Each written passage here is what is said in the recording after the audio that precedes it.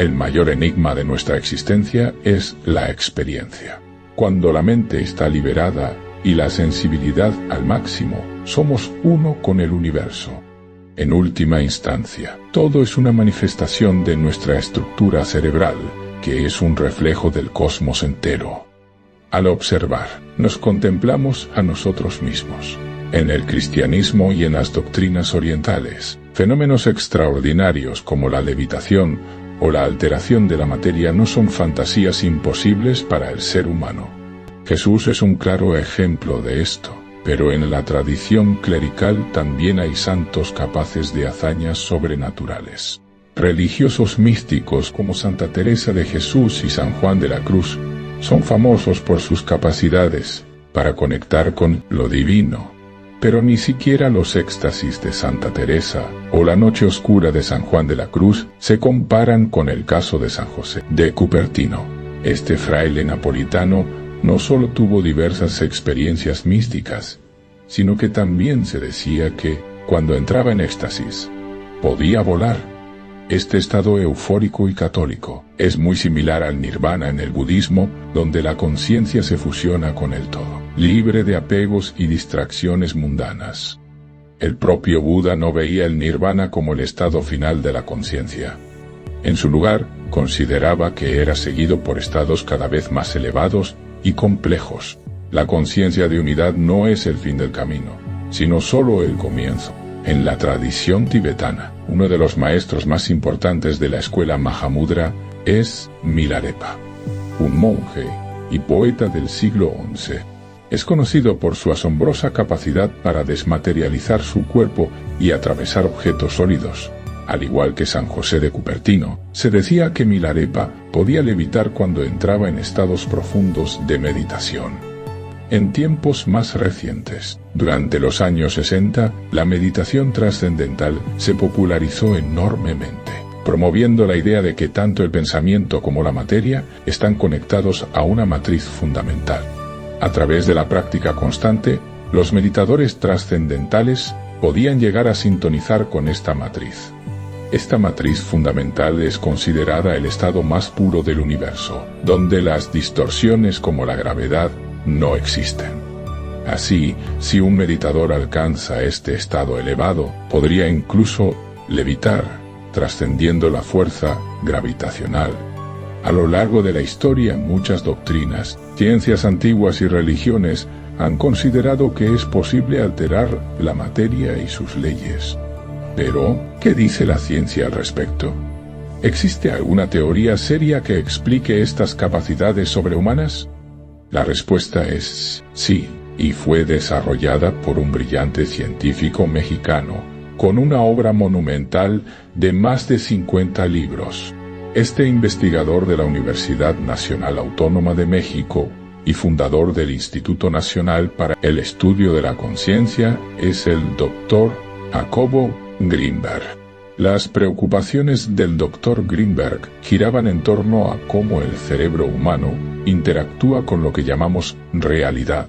Estaba fascinado por entender cómo la conciencia humana puede percibir y crear experiencias.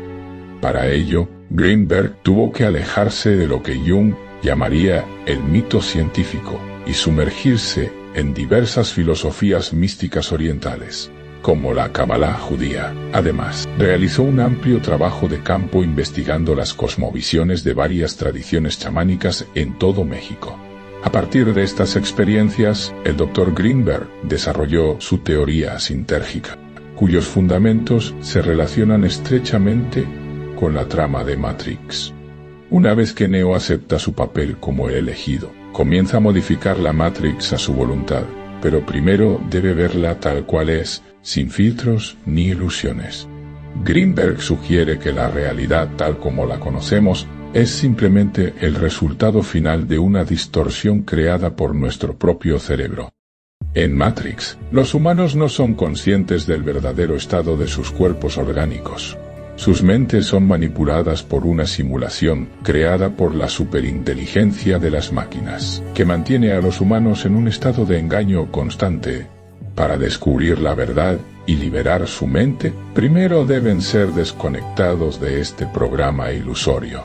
Solo entonces pueden comenzar a percibir la realidad tal como es, y no como las máquinas quieren que la vean. La Matrix ilusoria es similar a lo que el Dr. Greenberg llamaba campo neuronal. Lo que podríamos identificar como el mundo real en Matrix, Greenberg lo denominó látice. Este concepto, tomado de la mecánica cuántica, describe el espacio como una red informacional de múltiples dimensiones, sin interrupciones y convergente en cada punto. Según la teoría sintérgica de Greenberg, el cerebro humano divide y organiza esta látice según su capacidad de imitarla. Y esta capacidad está limitada por nuestro nivel de conciencia. Según la teoría de Greenberg, toda la materia depende de esta látice informacional, incluyendo, por supuesto, el cuerpo humano y su cerebro. Creía que el cerebro humano era la obra maestra de la látice. Y no solo eso, sino que sus estructuras eran iguales. En otras palabras, el cerebro humano está hecho a imagen y semejanza de la látice. Las teorías del Dr.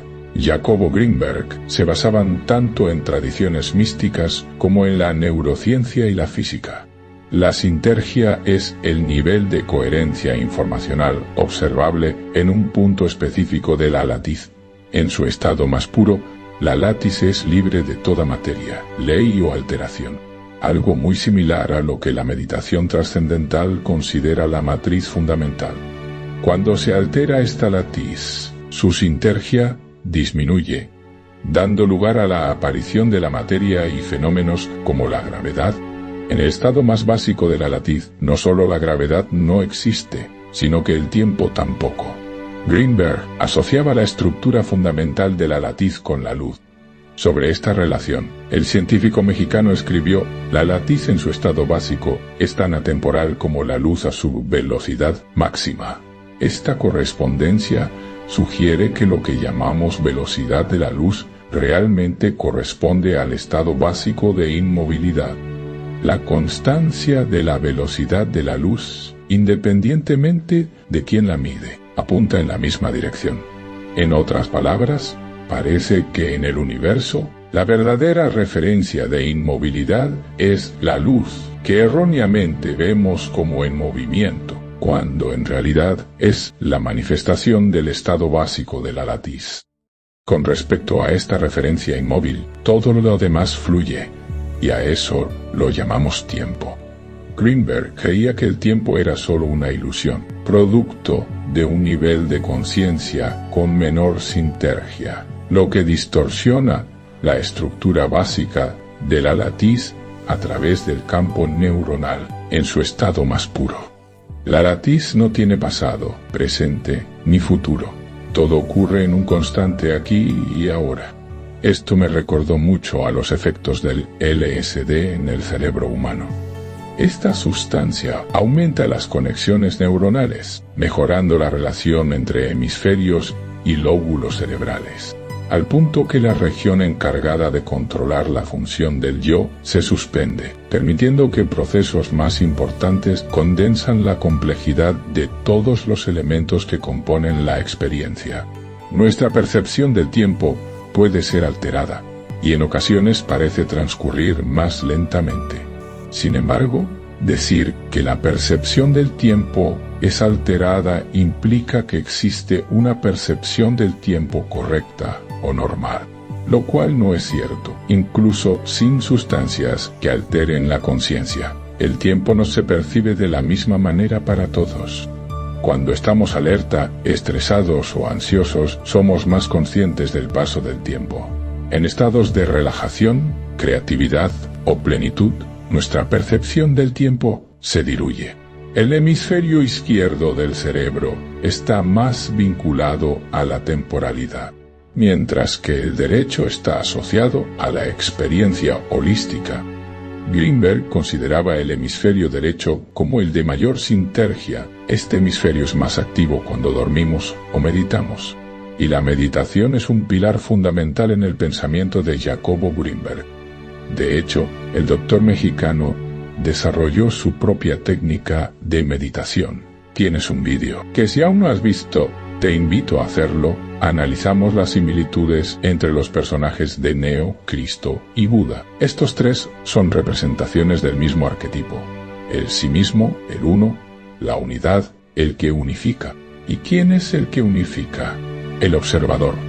El Vipassana es una de las técnicas de meditación budista más populares. Se centra inicialmente en observar la respiración y poco a poco integrar otros elementos de la experiencia, como las sensaciones corporales y los procesos mentales. La meditación autolusiva de Jacobo Greenberg es como el Vipassana, pero llevada a un nivel más complejo, observando simultáneamente varios elementos de la experiencia. En niveles avanzados de Vipassana y meditación autolusiva, las barreras entre mente y cuerpo, dentro y fuera, observador y observado, desaparecen. El meditador se da cuenta de que lo interno refleja lo externo. En realidad, no hay dentro ni fuera, ni objeto, ni observador. Todo es una compleja red de causalidades interdependientes. Intenta enfocarte en tu respiración por media hora, sin identificarte con pensamientos o emociones, y entenderás por qué hay más gente queriendo ser millonaria que alcanzando la conciencia de unidad. Para el Dr. Greenberg, términos como nirvana, éxtasis y la muerte del yo apuntan a una sola cosa: la conciencia de unidad. El punto omega es donde el campo neuronal alcanza total coherencia con la estructura básica de la latiz y finalmente vemos la Matrix tal como es.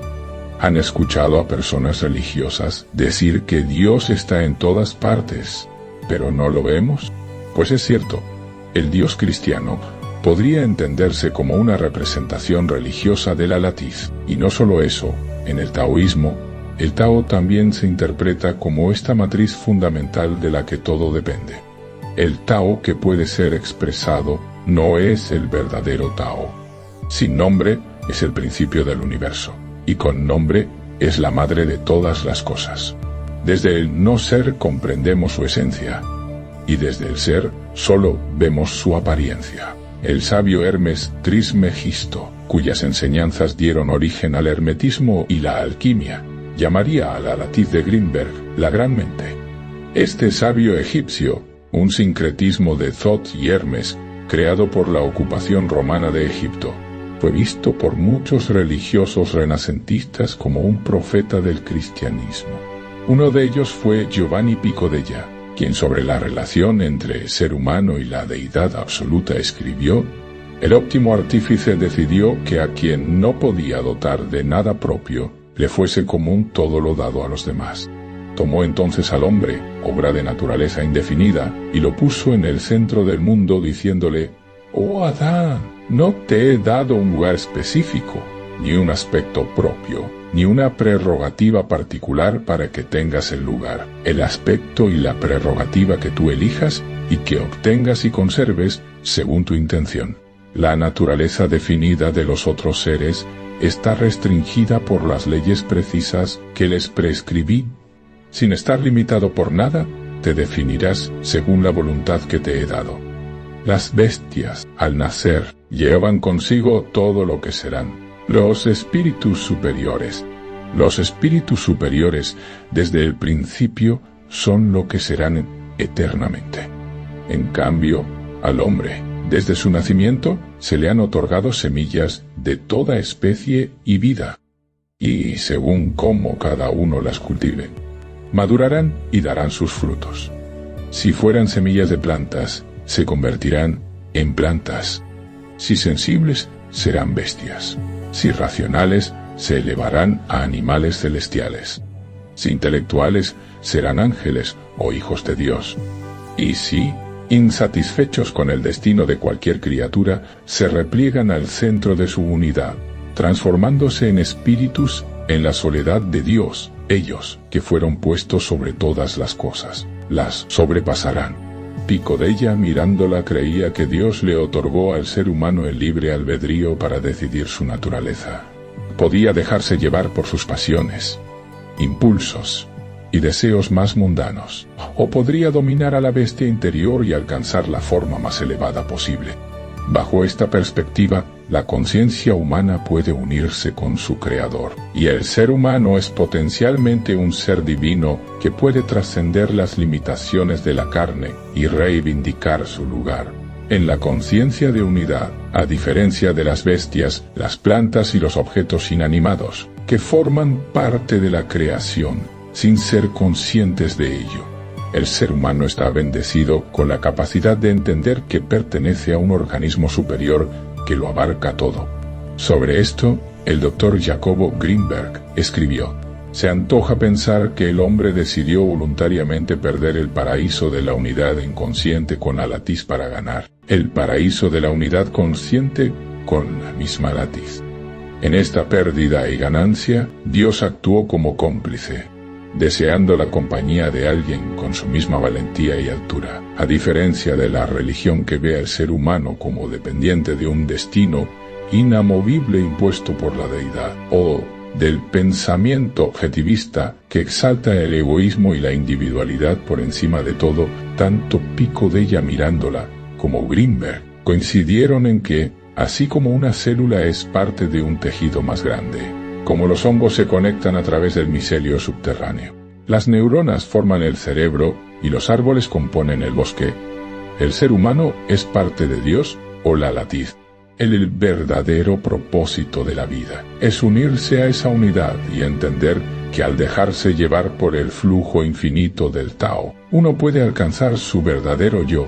Esto se traduciría en la ausencia de distorsiones del campo neuronal sobre la latiz. En Matrix, esto ocurre cuando Neo acepta su identidad como el unificador y Mesías que pondrá fin a las ilusiones creadas por las máquinas. ¿Pero acaso la conciencia de unidad es el último peldaño al que la conciencia puede llegar? Buda no veía el nirvana como el nivel final, y Greenberg tenía una opinión similar. La conciencia de unidad no es el fin del laberinto, es solo el principio. Antes de Greenberg, solo el mito o la magia podían explicar las hazañas de San José de Cupertino y del poeta Milarepa, pero el neurólogo mexicano encontró a alguien que le ayudó a desarrollar su teoría sintérgica desde un enfoque científico. Estas fueron las palabras del Dr. Greenberg cuando me llevaron a conocer a Pachita y sus operaciones. Lo que vi allí contradecía todo lo que sabía sobre la realidad. Me enseñó que no puedo fijar límites a la capacidad humana. Desde esa experiencia, no me atrevo a decir que el ser humano no puede hacer algo, o que el cerebro tiene un límite en su potencial. Parece que estamos dentro de un continuo vasto y desconocemos sus extremos. Pachita es uno de los casos más asombrosos que atestigué. Trabajé con ella varios meses. Cuando tenía un paciente con problemas pulmonares, ella parecía percibir exactamente lo que sucedía y lo que necesitaba para mejorar. Entonces, realizaba una operación donde extraía los pulmones enfermos e injertaba otros sanos. Esto es inconcebible. La cirugía moderna comienza a hacer cosas similares, pero Pachita lo hacía con casi las manos vacías, utilizando solo un cuchillo de monte muy burdo y grande. Las operaciones eran rápidas, casi instantáneas. Me asombraba la ausencia de pasos intermedios. Pachita sacaba el pulmón enfermo, injertaba el sano, y todo quedaba arreglado, como si no hubiera necesidad de procesos adicionales para la interconexión de los órganos. Al preguntarle cómo lo hacía, decía que simplemente ocurría. Realizaba operaciones de pulmón, corazón y cerebro de manera extraordinaria. Siempre parecía estar en un nivel de la realidad donde lo que deseaba sucedía. He intentado explicar esto de muchas formas, sin mucho éxito. Pensé que el cerebro, al interactuar con este campo informacional, crea la realidad perceptual. Esta realidad tiene una existencia real como conciencia, no como materia. Pachita estaba en esta conciencia directamente, sin procesos intermedios, manejando las leyes de esta realidad. Si uno está totalmente en ese nivel, funciona con las leyes de ese nivel. La experiencia de Greenberg, trabajando con Pachita, está documentada en el volumen 3 de su estudio sobre chamanes en México, los prodigios naturales de Pachita. como materializar órganos y operar sin un quirófano sofisticado, no solo fueron documentados por Jacobo, Alejandro Jodorowsky y el psicólogo estadounidense Stanley Krippner también dieron testimonios similares sobre las habilidades de Pachita. En la última edición de su teoría sintérgica, Greenberg explora una explicación científica de estos. Nos vemos en el próximo episodio.